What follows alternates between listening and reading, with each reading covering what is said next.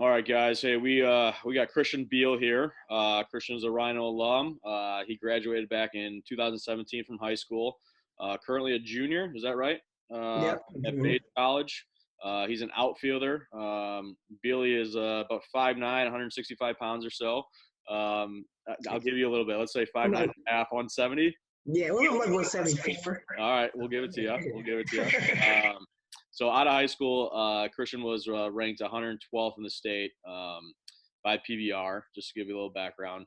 I think if you ask Greg, I think if you ask anyone that's ever been around Christian, he might be one of our all-time favorite Rhino players. I say that because it's really my wish that my 3-year-old son right now really plays the game as much love and energy and passion as Christian does. He's kind of just an absolute spark plug of a player and as a person, and that's just kind of how he goes about his life, which is great to see. Christian this last season was first team all conference for Bates College, so one heck of a ball player. So Christian, tell me a little bit. Obviously, you're always a very positive person. You always kind of put God first and foremost, from what I know about you, and Yeah. just everything's always positive. And during this kind of coronavirus, this outbreak, how are you kind of handling it, and how are your teammates handling it? And obviously, you're back at home now, and the season's canceled. But how has that kind of all gone for you guys and your teammates? Well, it was a crazy last week, to say at least. We finished up. We had 4 games last weekend, 2 doubleheaders. So we finished up on Sunday with a big win, an important win, and everything was kind of flowing in the right direction. I mean, Monday, I was eating breakfast with my teammates, talking about how we're gonna go on and sweep the next weekend. And everything's gonna go in a positive direction. We were off on Monday, but we kind of saw things unravel with this whole coronavirus. By Tuesday, there was more rumors about what was going to happen.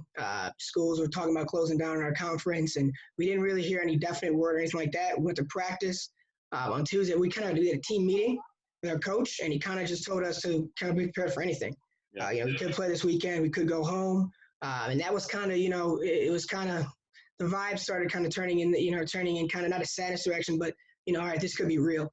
Our coach set that tone early, which was important to have us prepared and have our teams prepared for what was going to happen. And then Tuesday night, we saw a message, kind of a message on Twitter that said that Tufts University, the team in our conference, they came to a decision with the presidents that our spring season ended, which obviously we didn't want to hear from Tufts, but it is what it was. And then we found out the next day that our season was finally canceled officially.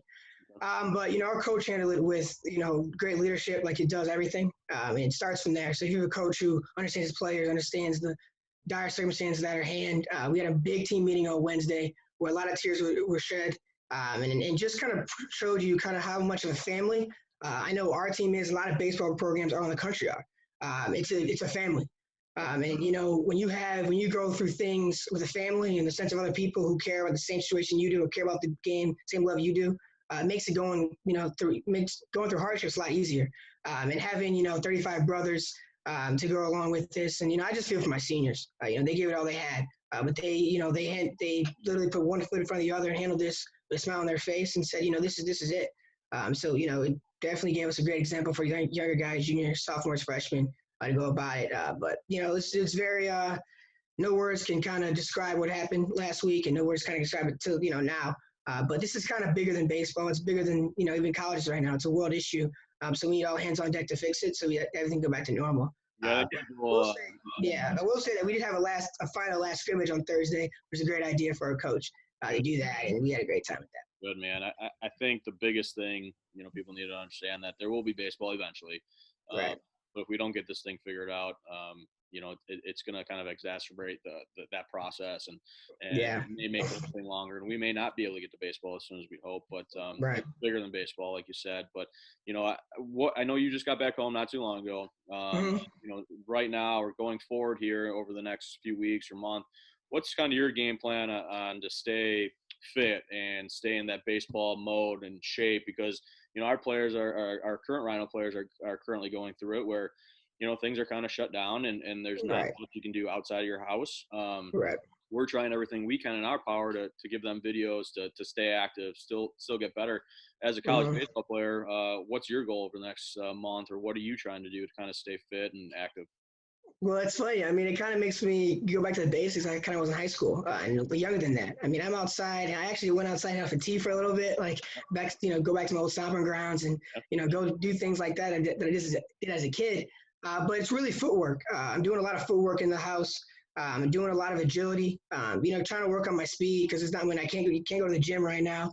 You can't do stuff like that. So it's really working on, my core, my footwork, and doing everything I can. I mean, you still find ways to get it done. There's always ways to get it done. So ladder drills, a lot of ab workouts.